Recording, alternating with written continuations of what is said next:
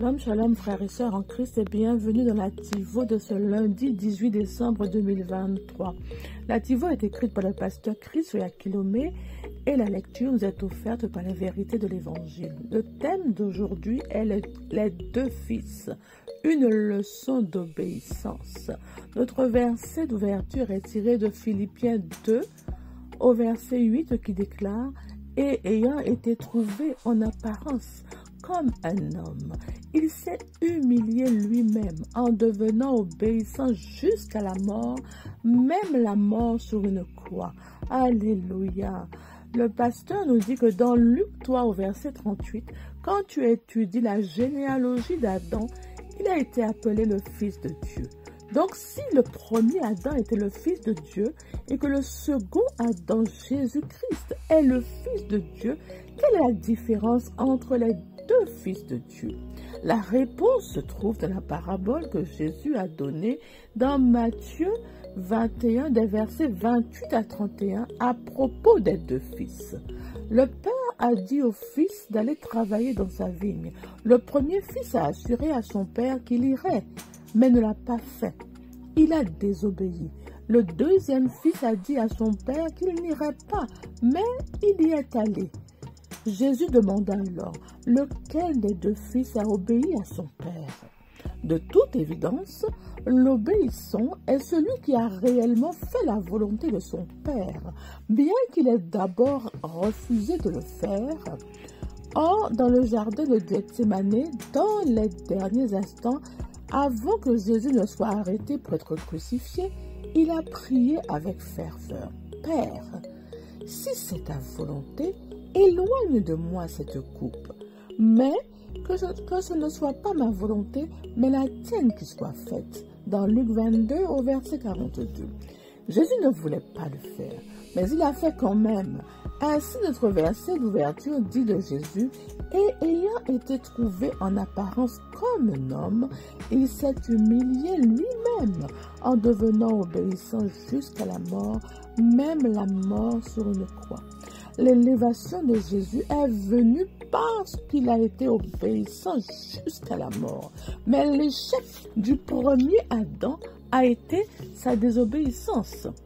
La Bible dit, car de même que par la désobéissance d'un seul, beaucoup a été rendu pécheurs, de même par l'obéissance d'un seul, beaucoup seront rendus justes.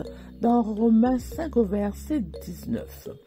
Si le premier Adam avait obéi, le second Adam n'aurait pas été nécessaire. Donc la différence entre le premier Adam et le second Adam était l'obéissance. L'obéissance est très importante. Il est payant d'écouter Dieu et de suivre ses voies. Étant nés de nouveau, nous sommes nés dans la nature de second Adam, Jésus-Christ, et nous avons son esprit obéissant. C'est pourquoi dans 1 Pierre 1, 14, nous sommes appelés ses enfants obéissants. Marche donc dans cette nature de Christ en toi et sois toujours agréable au Père. Alléluia. Gloire à Dieu. Mon frère, ma sœur, ce matin, il est question de l'obéissance à Dieu. Es-tu un fils obéissant? Et pour parler de l'obéissance, le pasteur fait un parallèle entre les deux fils. Il dit Adam, le premier fils de Dieu, et Jésus-Christ est le second fils de Dieu. Et il fait ressortir la différence entre ces deux fils. Cette différence est révélée dans la parabole des deux fils. C'est celui qui assure au père qu'il ira travailler à la vigne, mais qui n'y va pas. Et l'autre qui au début affirme qu'il n'irait pas, mais qui finalement y va. Le fils obéissant, c'est celui qui fait la volonté du Père. C'est celui dont les actes sont conformes à la parole de Dieu. C'est celui qui se fait obéissant, mettant de côté ses propres désirs, ses convoitises, ses sentiments, pour suivre les instructions de Dieu, c'est-à-dire du Père, et s'y soumettre. De la désobéissance vient la chute d'Adam et toutes ses conséquences. La nature de pécheur, la séparation avec Dieu, la domination de l'ennemi, sur l'humanité, sur les hommes, tandis que l'obéissance conduit à la gloire, à l'élévation, au succès, à la victoire, à l'exemple de Jésus-Christ. L'obéissance nous a donné la possibilité vraiment d'être réconcilié avec Dieu, notre Père, de quitter, d'être arraché des ténèbres pour être conduit à la lumière et de vivre vraiment cette vie qui a été rendue disponible par Dieu, toutes les promesses de Dieu. Alléluia, c'est grandiose. L'obéissance de Jésus a fait de nous des justes aux yeux de Dieu. Elle nous a réconciliés avec Dieu et nous a donné accès à la vie de Dieu, à sa présence, dans sa présence. Et il n'y a que des avantages à obéir aux instructions de Dieu, plus que toute autre chose, n'est-ce pas? Tandis que la désobéissance nous plonge vraiment dans une vie chaotique, une vie d'échec, une vie vraiment de trouble.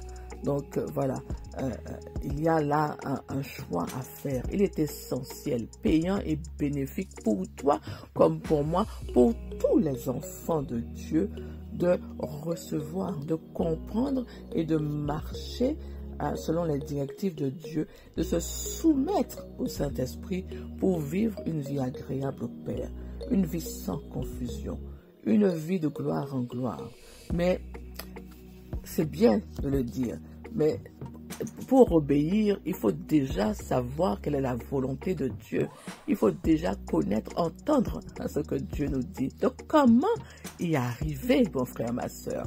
Alors, Dieu nous a tout donné pour que nous puissions connaître sa volonté. Il nous a tout donné pour notre vie, pour notre piété, pour faire la mission pour laquelle il nous a envoyés dans ce monde. Et c'est dans sa parole que nous allons trouver tout cela. Sa parole qui nous révèle les desseins du Père, sa volonté parfaite pour nous, ses conseils, ses instructions, ses stratégies, cette directive. Plus tu étudies la parole de Dieu, plus tu grandis dans sa connaissance et plus tu acquiers sa sagesse pour fonctionner comme il le veut, par le Saint-Esprit, pour parler, pour avoir les mêmes idées que lui. Vraiment. Et c'est le Saint-Esprit qui infuse en nous la nature de Dieu, qui nous guide, qui nous conduit dans toute la vérité et qui nous convainc de ce qui est bon, pur, agréable, honorable aux yeux du Père. La parole de Dieu est disponible pour nous par tous les moyens. Donc tu n'as pas d'excuse pour dire que tu ne peux pas y accéder. C'est une puissance, cette parole, pour ceux qui croient. Une puissance qui agit. Elle est esprit et elle est vie. Quand tu l'étudies et la médites sans cesse, elle produit ses effets. Alors, médite la parole jour et nuit et elle agira fidèlement. Elle te conduira à la réussite, au succès. C'est ta nourriture qui contient tout ce dont tu as besoin pour grandir. Et la méditation, c'est ton sport, c'est ta routine spirituelle qui sert à te muscler spirituellement, à grandir dans la foi, à grandir dans la révélation de la parole de Dieu que tu dois déclarer sur ta vie constamment.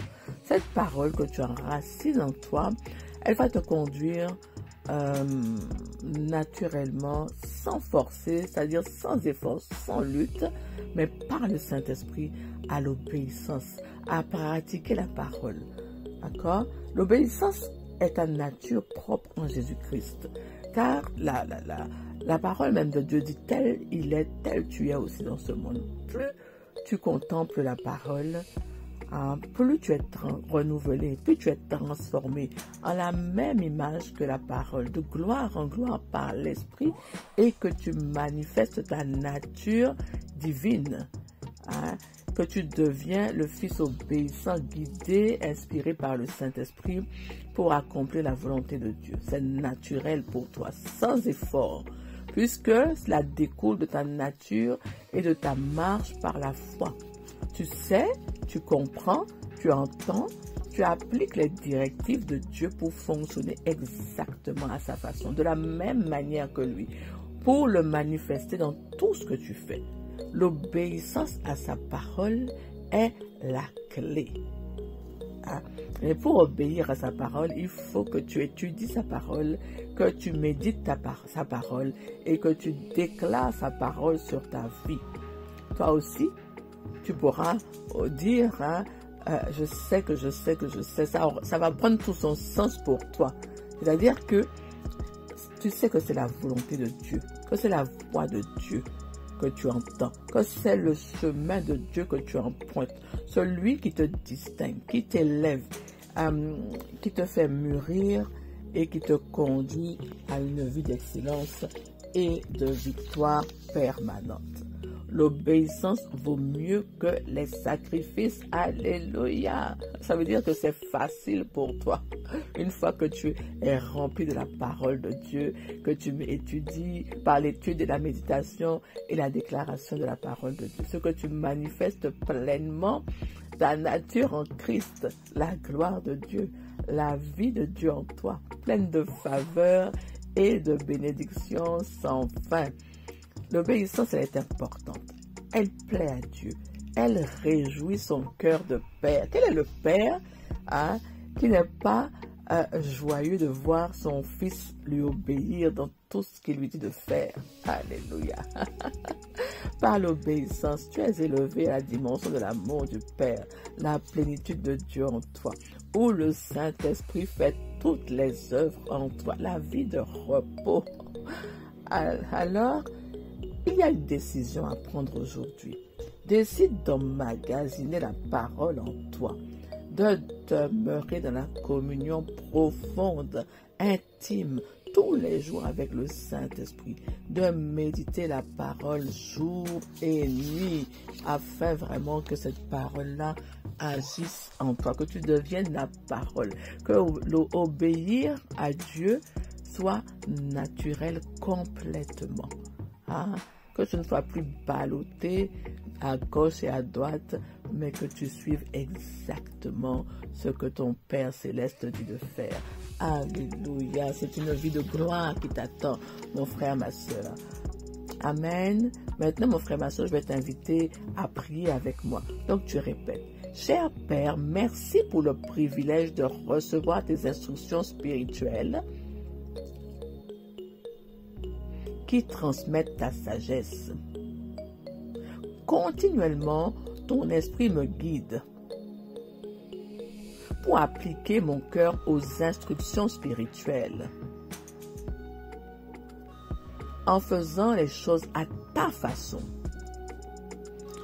ce qui est la mesure la plus sûre pour un progrès garanti dans la vie. En démontrant mon obéissance à ta parole, je marche dans le succès, la victoire, l'excellence et la gloire. Au nom de Jésus, Amen, Alléluia.